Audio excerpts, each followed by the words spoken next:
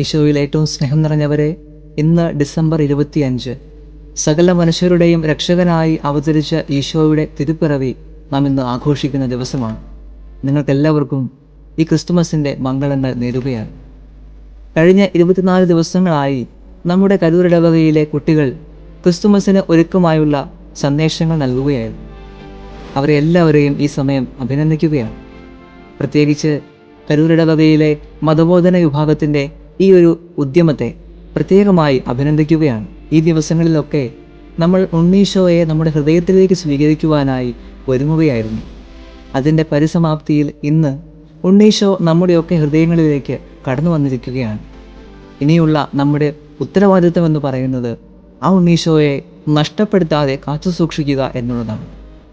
നോമ്പും പ്രാർത്ഥനയും ഒക്കെ കഴിഞ്ഞ് നമ്മളിനി പുറത്തേക്ക് ഇറങ്ങുമ്പോൾ നമ്മൾ അന്ന് ഉപേക്ഷിച്ച് വെച്ച കാര്യങ്ങൾ അവിടെ തന്നെ ഉണ്ട് എന്നുള്ളത് ഓർമ്മയിലിരിക്കട്ടെ.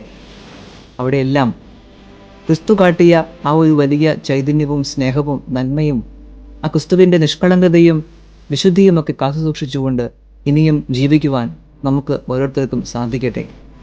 ഈ പിറവിക്കാലത്ത് അനേകം നന്മകൾ നമ്മളിൽ നിന്ന് പിറക്കാൻ ഇടയാകട്ടെ.